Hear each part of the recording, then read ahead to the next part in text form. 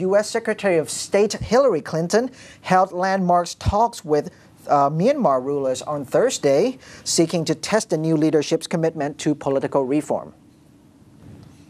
The top U.S. diplomat sent by President Barack Obama on a delicate mission to encourage nascent reforms in a nation long distrustful of the West was expected to press the regime on its suspected military ties with North Korea. Clinton kicked off a flurry of diplomatic activity with her first formal meeting with her Myanmar counterpart, Foreign Minister Wanna Myunglawin, backed by the pictures of pagodas at the foreign ministries in the remote capital, Naypyidaw.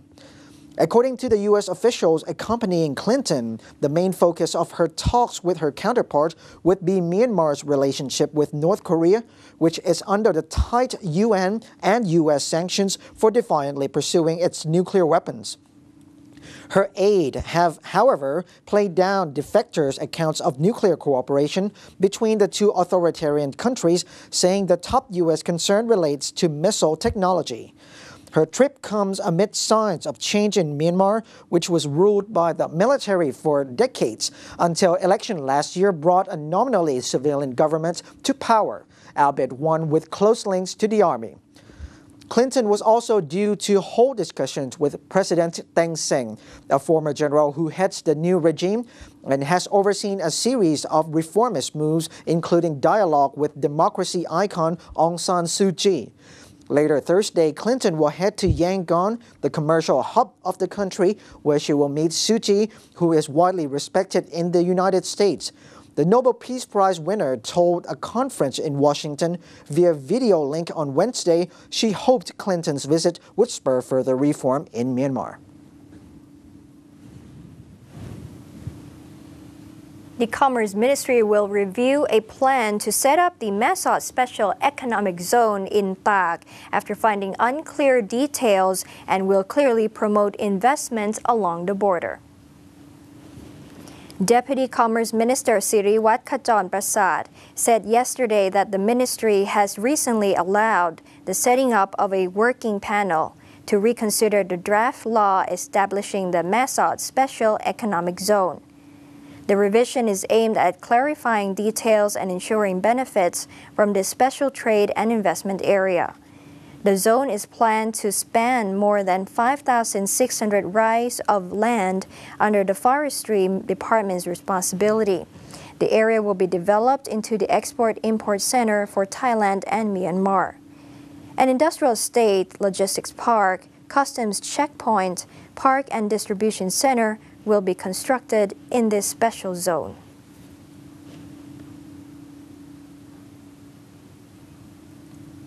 Asean Civil Engineering Co. has won the bidding to build and improve a total of 45 kilometers highways worth of 1.14 billion baht from the Thai border into Myanmar cities of Gorgarek and Myawaddy. The first part of this project is to build a new highway from the foot of the Tenasserim mountain from the Thai side to Gorgarek inside Myanmar, totaling 28.2 kilometers. The second part is to improve the existing Tenasserim-Myawaddy highway, which is 17.2 kilometers long. A government house source said the cabinet granted approval for the Transport Ministry to the award of the construction contract to Asean Civil Engineering because its bid is the lowest among the 7 companies. The project comes hot on the heel of Myanmar's opening country to the rest of the world. This week, U.S. Secretary of State Hillary Clinton also visited Myanmar, the first ever visit by a senior U.S. official in more than 5 decades. Myanmar is also going to host the ASEAN Summit in 2014, as it is now one of the 10 ASEAN members and a part of the ASEAN Economic Community, which will be fully effective in 2015. Insured losses from Thai floods are expected to be 10 billion to 20 billion US dollars, which makes this another major catastrophe loss for the insurance market during 2011. According to a Citigroup report, this insured laws should help further strengthen international catastrophe reinsurance pricing. Exposures for the Lloyd's insurers are likely to be principally through their reinsurance operations and specifically reinsurance of Japanese interests abroad. Citigroup has made some preliminary estimates of exposure for 2011 forecasts, although there is a significant degree of uncertainty surrounding these. Citigroup said it expects that international catastrophe reinsurance pricing should increase further and over time narrow the current gap with U.S. catastrophe pricing.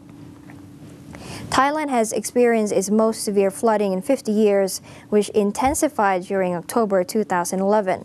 The death toll is close to 600, and the Thai Chamber of Commerce estimates economic damage of 23 billion to 33 billion US dollars.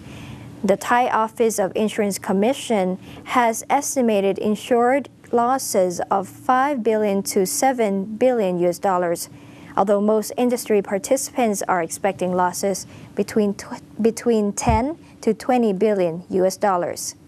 This is likely to lead to significant insured losses for global reinsurers, stemming principally from damage to huge local industrial parks being used by global corporations. Thai flooding has affected 7 major industrial parks containing more than 2,500 factories. These industrial parks form an integral part of the manufacturing process for a number of global corporations. Japanese car manufacturing and electronics are the most prevalent among these.